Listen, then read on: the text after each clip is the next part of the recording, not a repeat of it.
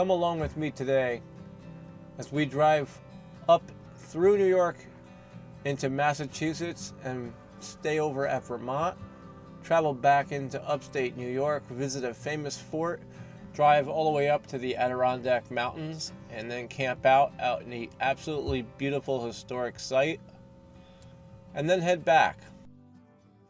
We'll be starting off our day today at 5:45 in the morning. Our first stop will be Mount Beacon.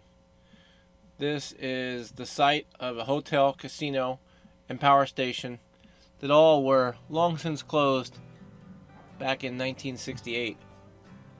It is now part of a scenic hiking trail. There are stairways that go partially up, and the rest you basically have to climb the switchbacks all the way up to the top. It's a pretty rough incline, but I got there early. My plan was to do this in about 3 hours total round trip. We have our first indication that we might be going the right way. One giant concrete block.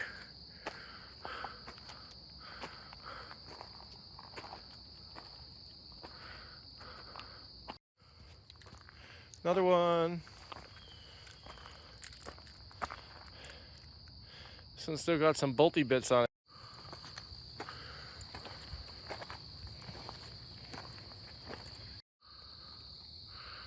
One of the main attractions for coming up here is to see the remains of the powerhouse with the motors that used to drive the incline hoistway. It burned down, so there's not a whole ton of stuff to see in it, but it is really colorful against the sky.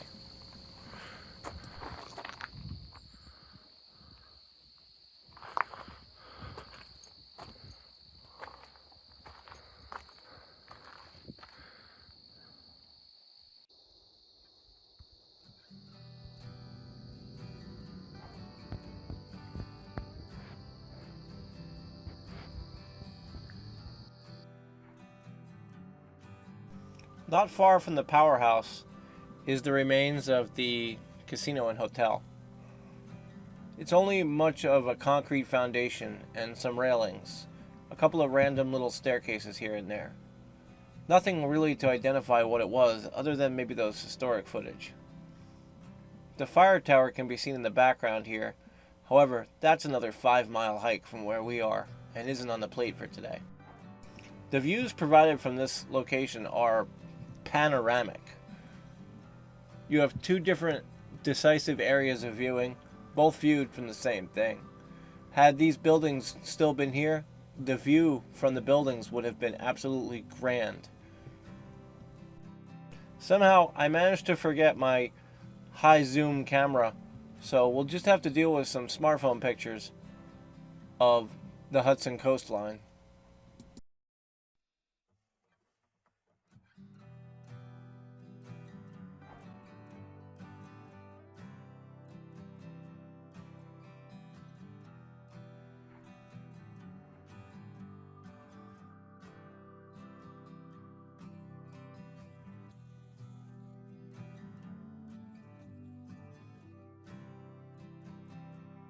The trip down was obviously easier and more pleasant than the way up, and it allowed me to see everything in the bright day that I hadn't been able to see prior.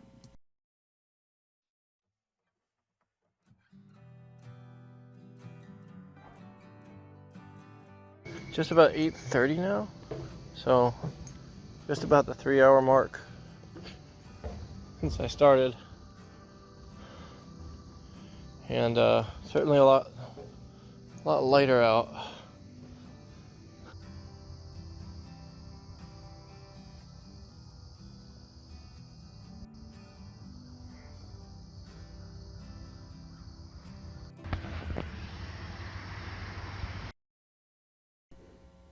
After the 3 hours at the rail incline, it's off to go head further upstate on our journey. I'm going to stop at a park, a state park.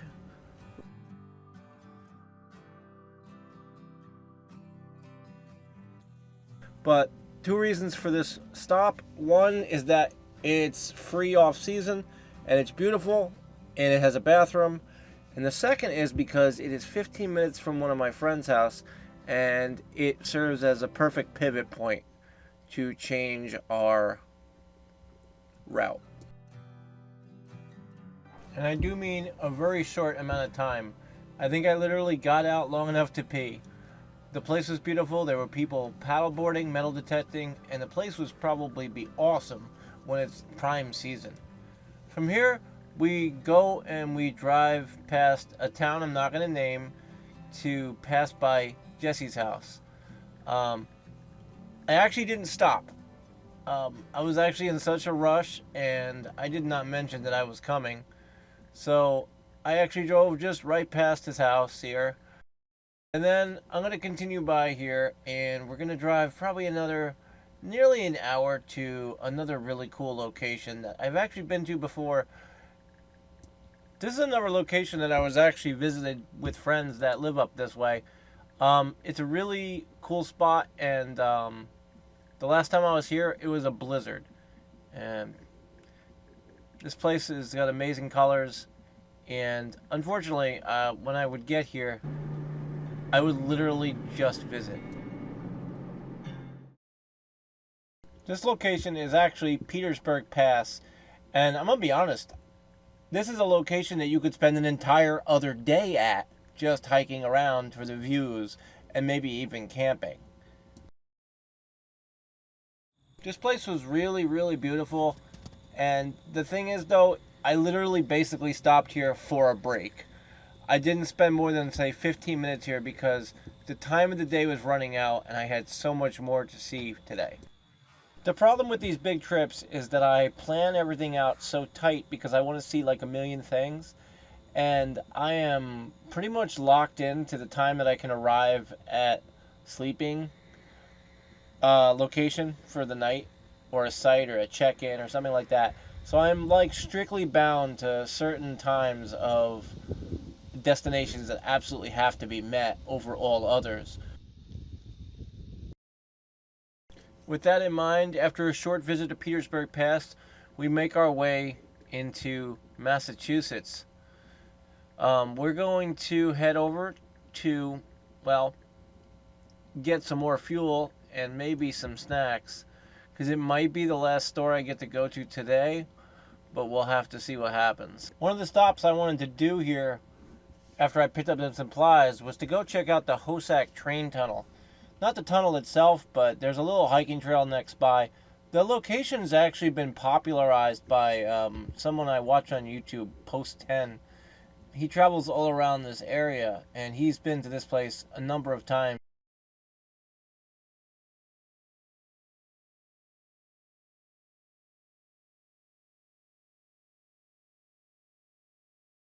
In what would be probably no surprise to anybody, I spend no more than maybe 25 minutes here and get to see basically nothing, because I realize what time it is, and I realize that I still have to travel another hour and a half to a place where I don't even know if I have availability to have a place to stay tonight. So I only see some of the surface stuff here, but we do get to check out the famous rock trap over here and the bridge. And then we drive down a short distance to kind of a boat launch area where you can get a pretty good view of the running water. This running water is actually created from a hydroelectric dam that's upstream of this. So the water can vary significantly in its fluctuation and tide. You can put boats here, but it's extremely dangerous as these are like class 3 rapids when the water is at full blast capacity. After this, we basically take the scenic Vermont highway for like another, probably at least a whole hour. Some of it's really scenic, some of it's boring, some of it's trees, some of it's just city, but all of it is nice to sit and watch. This is a section of the trip where I was more in a rush because I needed to get to my destination at like 3 or 4 o'clock because I had to get there during office hours where I could check in and get a site to sleep at tonight.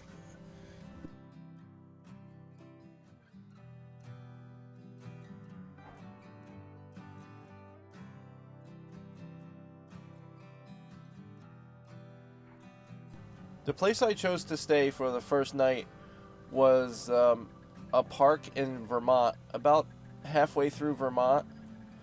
I would have preferred to go to Smuggler's Notch, but it was like another 3 hours away. So instead I picked the second highest rated one in Vermont, and that was Jamaca State Park. This is a really small park. There's a river that goes through here. You have to cross this really cool metal bridge. And unfortunately, I had to come here sight unseen, and I kind of wanted to make sure I didn't get kind of squindled, we'll say, with not having a site that I could put a hammock up. So I asked about a hammock, and I was recommended a site, and the site will unfortunately be right in between a whole bunch of other people. And then what do you say, 24? So that's kind of unfortunate. 24. Oh crap, it's gonna be with somebody else. Shit, he shoehorned me in between two people. Tisky tisky. Crapo. Yeah. If I had to choose this personally, I wouldn't have chosen this one. But it is what it is. Since it was early in the day and I was not going to have any privacy at the site, I decided to hike down the main hiking trail. There's a lot of outlooks and things you could see down this trail, but I didn't know what to focus on, so I just went all the way down to the main dam, which I didn't realize was going to be 5 miles down the road.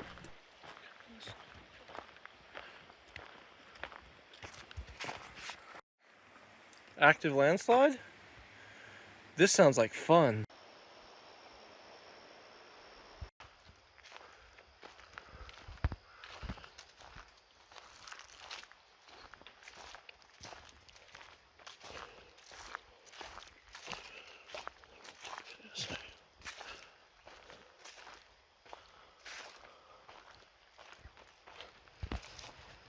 I must say that I've been on this trail for probably, we'll call it an hour, right? We'll call it an hour. And I'm not even to the waterfall yet, but here's the thing. I literally have nothing else that I can do today. So I might as well just do this, right? I'm gonna do this. And then the site I got was trash. So yeah, I've gotten good sites, I've gotten bad sites, I've gotten usable sites, I've gotten sites that are great but they're not usable. I've gotten the gamut. Here's an interesting one. This is a site that's telling you that it's a pay fee area in the middle of the woods, like 5 miles into the woods. I guess you want to hike that extra 5 miles and pay the $3. I guess I get something out of this. It's an earthen dam.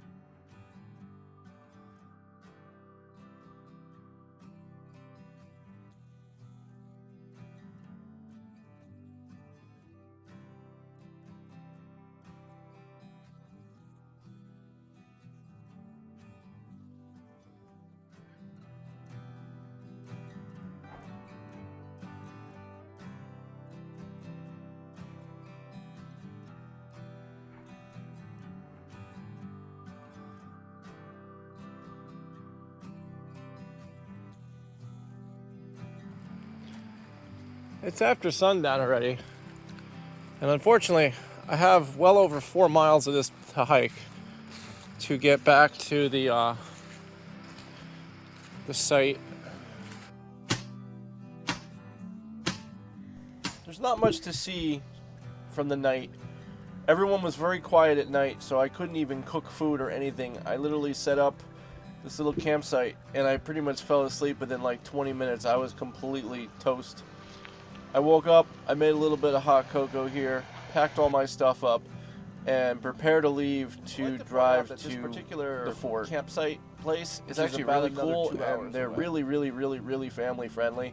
This is like the little nature place. They have puzzles and books and coloring pages out here, and I believe they're pretty engaging. And as well as they'll let you borrow balls and toys and stuff to play with out in the field. I definitely give this place like a 4 out of 5 easily. If it was less packed, it would have been a lot more fun for me, but definitely up there in the high ratings for like family friendly places to be.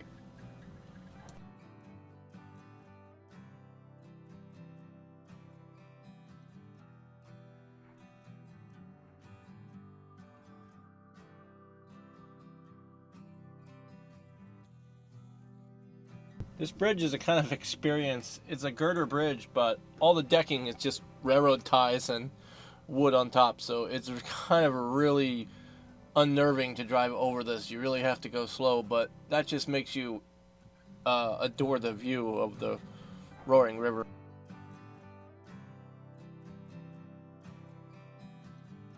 From here, it's about an hour drive to our next stop, which is a Walmart to break the monotony, as well as to pick up some supplies for the Adirondack hike later. This location was small, crappy, and very oddly designed to meet the city build requirements. As you can see, it's very un-Walmart-like in general.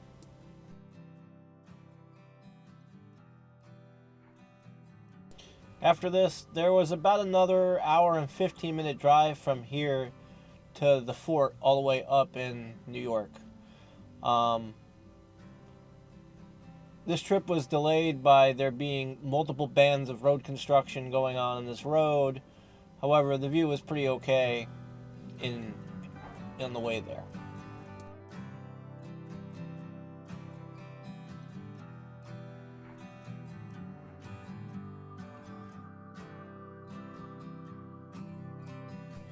Admission to this location is not cheap. I can't remember the exact amount, but let's say it's $35. It does get you 2 days admission and access to Mount Defiance, which I guess is a good value if you actually want to take the time to do all those things. But for me, I could only be here for a few hours, so it was sort of wasteful, especially considering I didn't really want to see any of the interior exhibits during this trip. For those who can spend a lot of time, the place is pretty much packed with things to do. There's a kind of corny corn maze, there's gardens, there's some shipbuilding stuff, there's a ferry you can take, there's a fort with reenactments you can visit. But to me, I just wanted to wander around and snap a couple pictures today, because realistically, I'm speed running this whole visit. From the garden parking, you're greeted with a building, a nice stone building, just formerly referred to as the garage, which is now kind of being used for like storage and stuff, but it's a cool thing to see the nice stonework. As you walk along the path of the garden, one of the buildings on the left side is like a shipyard kind of building places. They had a demonstration here going on about like doing ship work, but I passed it up for the time being to check out this really cool log cabin looking house hidden in the back corner. This thing looked decrepit, and it had some really ancient furniture and a giant stone fireplace inside. Super impressive. Really cool. Now, of course, the main area over here is the gardens. However, they were super busy with caretakers and all sorts of people coming over here, so I didn't really look at the actual gardens formally inside the walls. I wandered around the outside. Got a nice little gate and a walkway here leading to the gardens. Nice little cabins here for the storehouses and equipment for the gardening. There's a small cemetery here. One of the main advertised attractions is the heroic corn maze. I had to check this out, but I think this is really like entertainment for children. and people who have way too much time on their hands. He is their corn maze. This is clearly built for like educational entertainment purposes. The whole maze is in the shape of the like fort, and you get to walk around on it, and there's like stations you can read little information about the area and kind of punch your cards. And then there's a building. The building has like a leaderboard, which is the whole building. And you can just write your name on the wall that says you completed the maze. You don't have to prove anything, but you're allowed to write on the wall. And they're allowed to leave your mark on the park.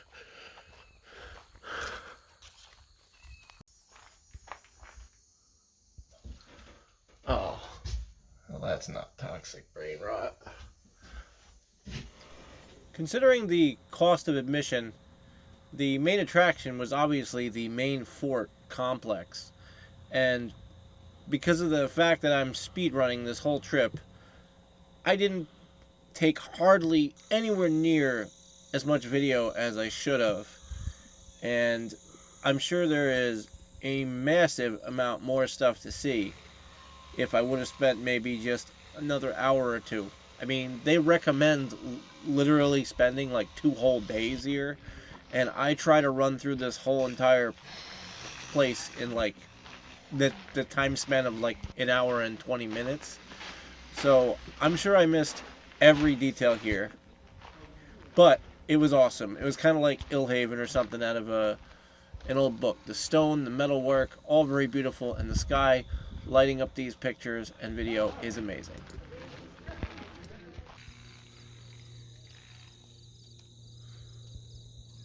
The road on the way out teases much more to see. There's pull-offs, there's stonework, and there's picnic areas right before you get to the exit of the park.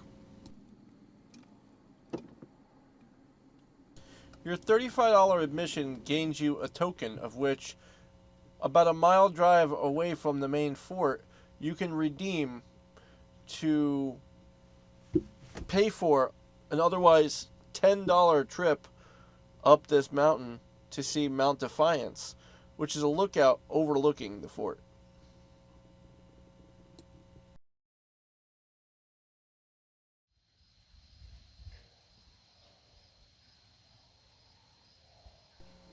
From here, I realize the time is getting late in the day. I think it's 2 o'clock. We need to get to stay for the night, which is going to be the Adirondack Mountains.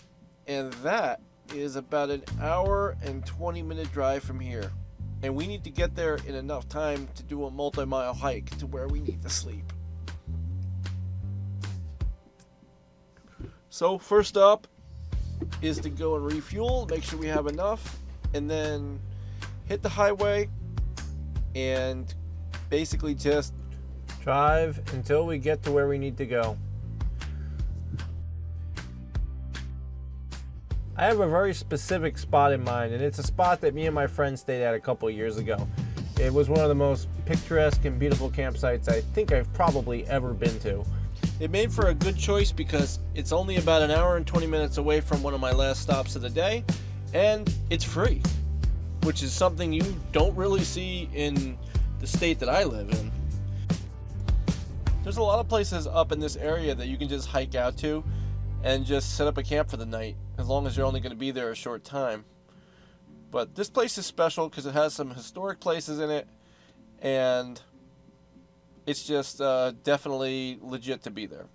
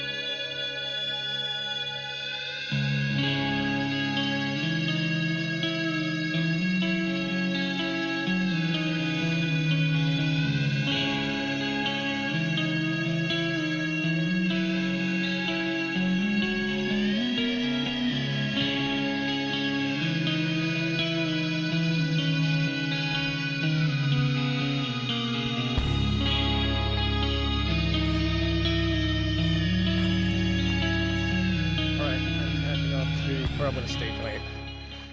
It's 4 miles down this road, at least. And I'm going to find one of the unoccupied campsites up here. They're first come, first serve, so there's no cars here or anything. So unless absolutely everybody's hiking from another place, which is kind of unlikely, the farm is 0.6 miles and the lodge is 4.5, but we don't quite need to go 4.5, but very close, probably about 4. So it's like a repeat of yesterday, except hopefully we get there before dark. Place look familiar? It's the old milk works.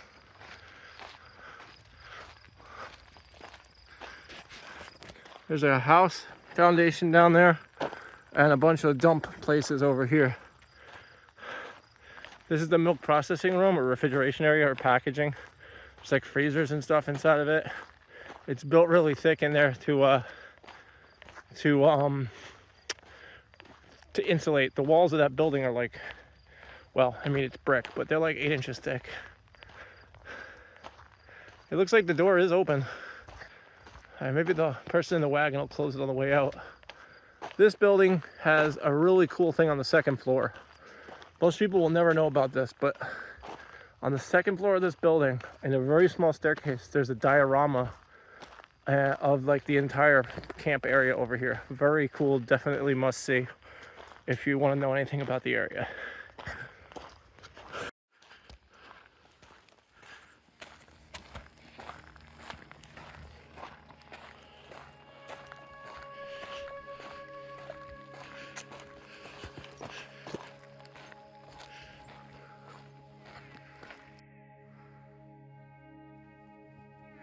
The sun is falling. It's coming. We're only like halfway. Yeah.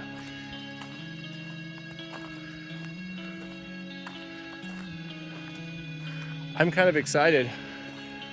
This is the first bridge. I said, unfortunately, it's not the only bridge.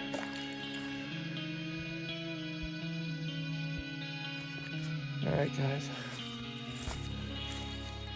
today we're hiking through the brush here to get to the preserve, the lean-to, that hopefully we get claimed here. It would be ideal. I'm a little worried just because of time. Time is the biggest problem here. Because I'm absolutely screwed if I can't stay at the lean-to at this point, because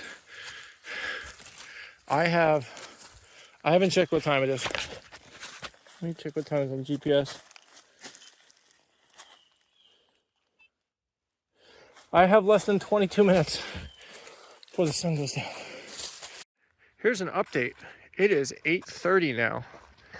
I hiked all the way and I got scared a couple times when I was going to get lost, when I lost the trail. Thank God I had my handheld GPS and I was able to track back a little bit and then mark the waypoints as I went. I said, otherwise I probably would have been screwed. I considered stopping and camp. It wasn't really a great place, but I wouldn't have been able to have a fire. So I kind of said no. And then it took me over an hour to hike back out of that trail. So now I'm on the road to the great camp again at 8:30. So the plan is to go all the way down this road, probably another mile. I've already walked, it's hard to say. I'd say 8 miles, because that footpath was probably over a mile and a half or 2 miles each way. We'll call it a mile and a half to be cheap. So I walked 3 miles there, and just to get to the bridge, it's 5 miles. I think 4 miles. So like, I probably walked 7 miles already. My foot is raw, a little bit on the raw side. And I did step in some swamp water once, but it wasn't too bad. I don't need to change the socks, even though I do have one. Somewhere along the line, I lost my water bottle. Do have another one in my bag, but I lost one of my water bottles, probably by Moose Lake. I don't remember. I hope that's the only thing I lost. I still have my wallet, my phone, my charger, my Galaxy phone. Yeah, we got everything. So anyway, that's the situation. It's 8:30. The visibility is 0. And okay, we got a little historic marker over here. Let's check it out in the dark together because that's all I can do right now. I said my plan is to just go down here and there'll be a bridge. Look, there was a house. This was the barn, the service barn. Look, there's... Hey, we're at the Great Bridge. I said, unfortunately, it looks like shit because it's at night, so you can't see anything. The campsites are just past this on the left somewhere. This bridge was put in about, we'll say 4 years ago. Look at that, it still's got the tags on the end of the wood. Pressure treated, severe weather. Yeah, this can't, oh wow, the water is gonna be, where's the water? Is it down there? Oh shit, yeah, it's down there, but yeah. Can't see fuck all.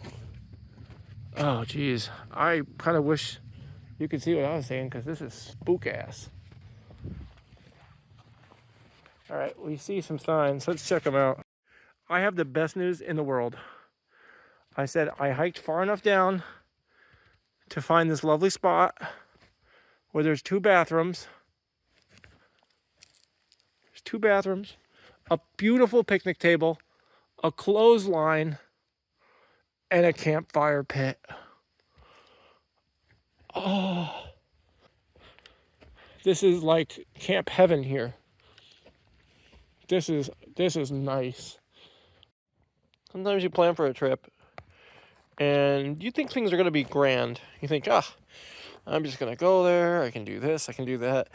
Nothing that I did once I got to an overnight destination is actually what I plan to do.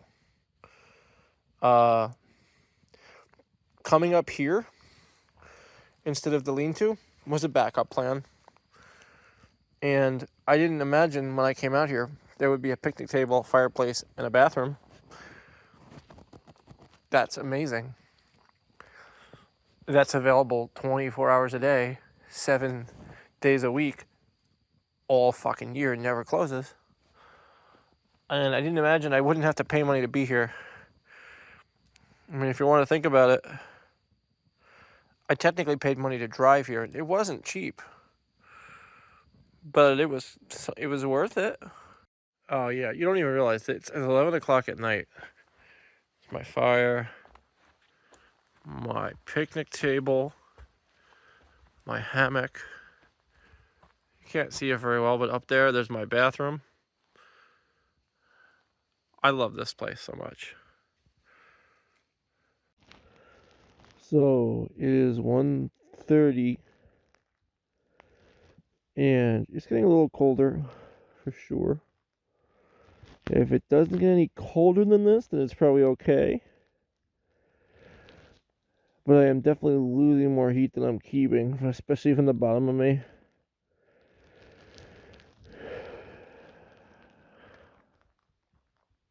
I know it was late last night, and it looked like the most luxurious campsite ever, El Deluxo. But check out what it looks like in the morning. This is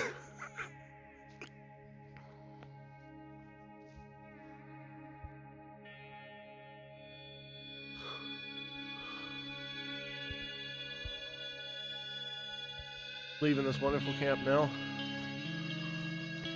Time to go hike up to the great camp.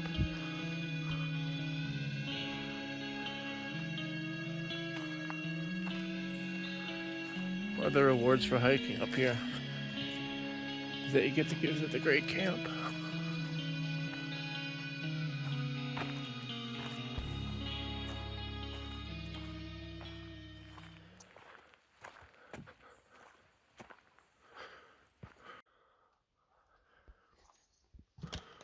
This is the kind of, I call it the legendary boathouse here. Not that many boats here. Some big ones though. If I wasn't particularly tight on time, I would take a boat. Why not?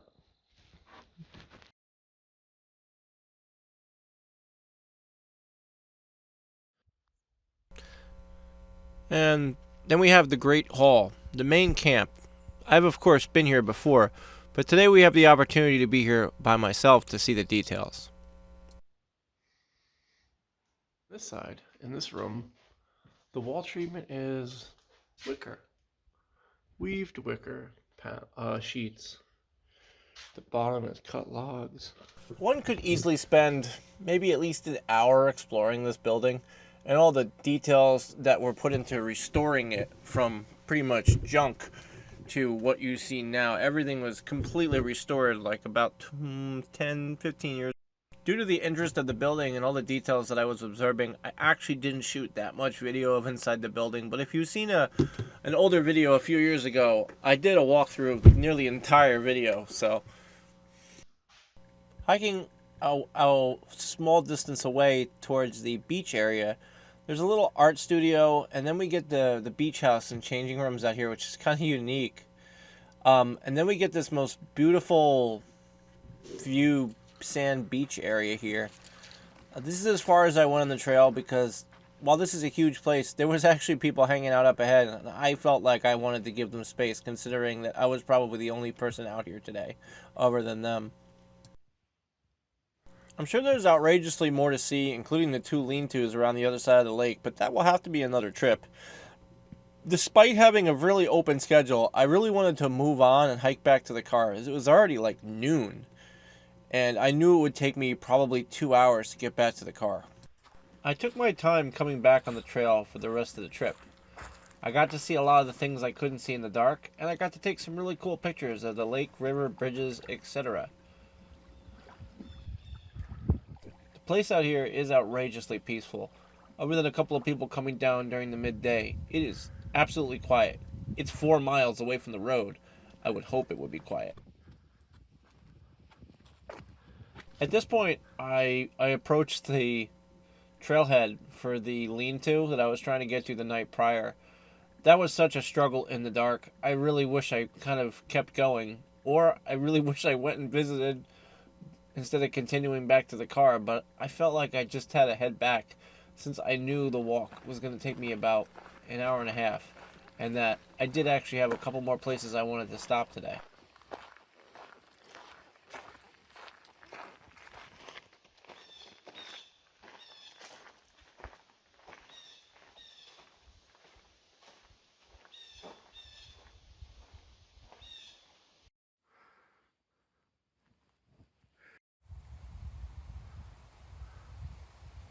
It is 12:40.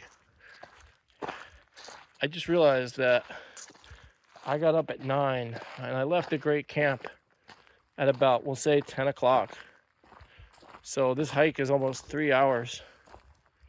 Not quite. I stopped in the middle and I definitely could have moved faster. But yeah, it's actually nearly 1 o'clock now. So that's kind of a thing. I just passed the farm, so it's probably like another half a mile to the parking lot. Or maybe a mile. My feet will tell. But and then we'll go to the parking lot. Crazy.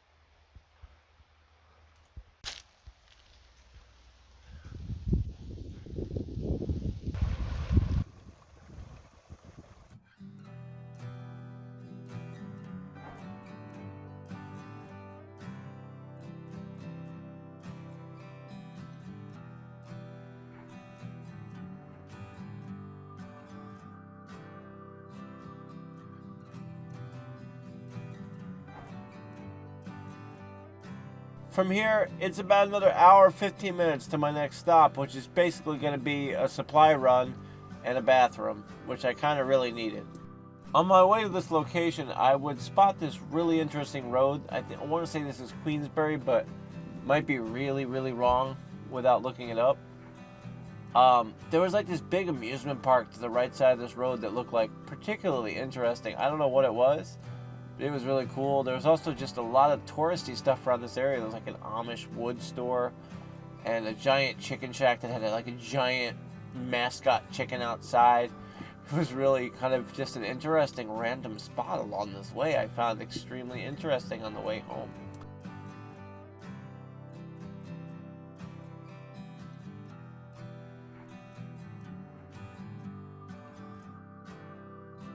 From here, timing got ugly.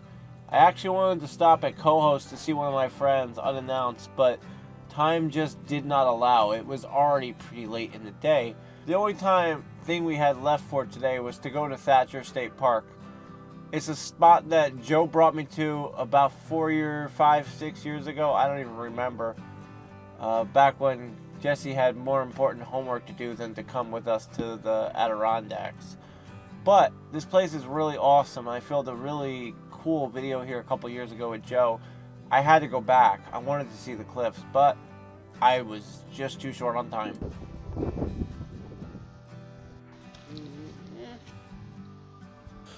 We're out at Thrasher Park, which is like an amazing place. These pictures probably won't even do it justice. I said, we'll probably try to stay here until the sun goes down, because if I leave right now, I'll be in a dead stop for like the next 3 hours in gridlock. I just punched in the coordinates. It's 3 hours and 15 minutes at 65 miles per hour all the way home, which is horrendously painful for me. So, especially considering it's 5, probably be home around 8:30 or 9 o'clock at night.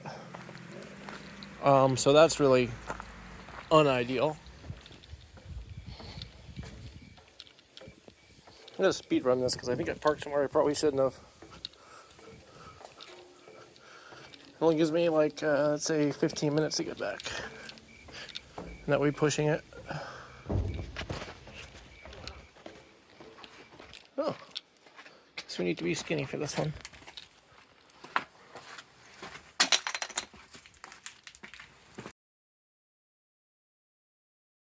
The problem here ensues the fact that we are not only trying to beat the sunlight, I'm also trying to beat a very limited parking time allowance that I have at a free parking lot nearby. I didn't want to pay the $8 fee to stay here for what would basically equate to maybe 30 minutes before the sun goes down, which I probably should have done, but I was so tired that I really just wanted to get out of here and go home, and it was going to be almost 3. It ended up being nearly 4 hours drive home, which is incredibly not enjoyable to me. I really can't stand more than like 2 hours at a time without something interesting or a change of scenery. And to that end, our trip is basically going to end at the top of this hill.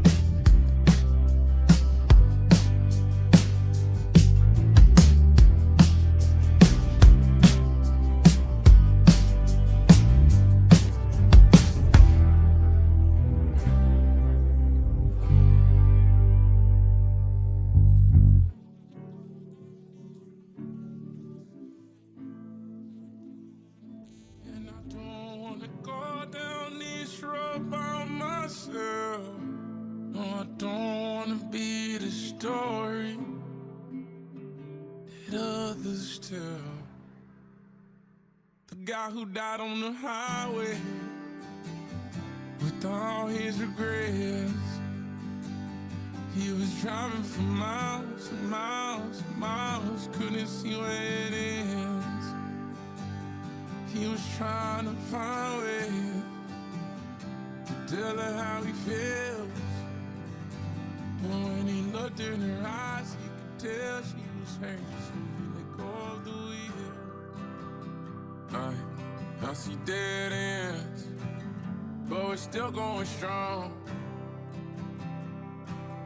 We've been heading down a one-way street, but it feel like it's wrong. Moving like a freight train, getting tired of chugging along. I've been trying to say goodbye, but I'm gonna miss you, girl, the second you're gone. Gave me your heart, gave you heartbreak. I'm sorry, I'm lost in this dark place. Somehow I make it to Sunday. I promise I'll be coming back. I'm out down the highway down my regrets. I've been driving for miles and miles and miles. I can't see where it ends. I've been trying to find ways to tell you how I feel. Yeah, but I can't tell you goodbye, 'cause I know it'll hurt if I let go of the wheel. Since you stopped riding shotgun, I ain't been myself. Going out looking for